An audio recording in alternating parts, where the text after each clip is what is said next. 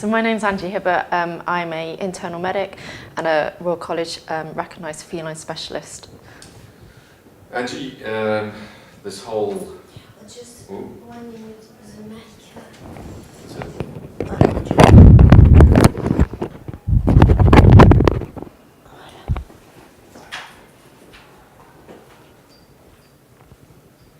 Okay.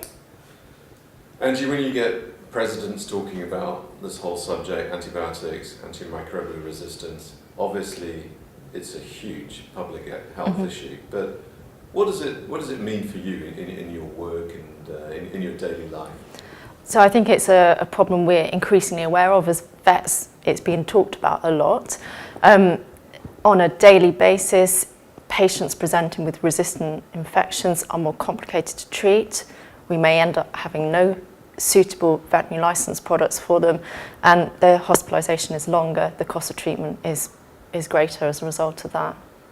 And I mean, there's an awful lot of information out there.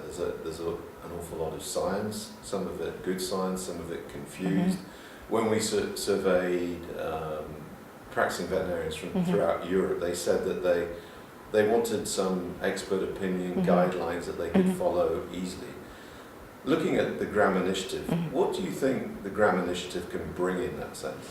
I think it's going to bring a wealth of information all into one resource, which is going to be easy for the practitioner to follow. And even putting it together, it's become very apparent for me that there's so many different resources and different opinions that it can be difficult to make a good judgment on that. So putting it all together with the expert opinion should provide something really practical. They can just open on a daily basis, make a quick decision and an evidence-based decision when it's there.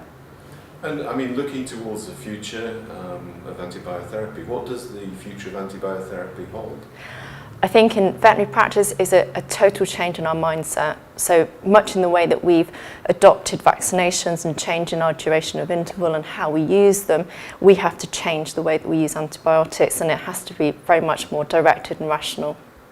And I mean, you talk about the profession changing, but in many ways the professionals have almost been bypassed in this debate.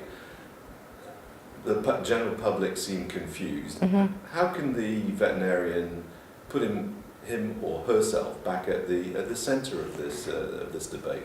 I think we have to show by example that we are taking a very responsible attitude to preserving our use of, or reserving the use of antibiotics where it's really justified, and to show our clients that that is how we are practicing with them. They are very much used to now going to the doctor and being told it's not appropriate to have antibiotics. So I think having that now given to them as a client, they will become much more understanding. It needs us as the vets to change our mindset. And just if you had one sentence, one hope for what GRAM will become, and I don't want to put words into your mouth, if you could start with the word GRAM, it would be great. What will GRAM become? GRAM will become the go-to reference for using antibiotics in first opinion practice.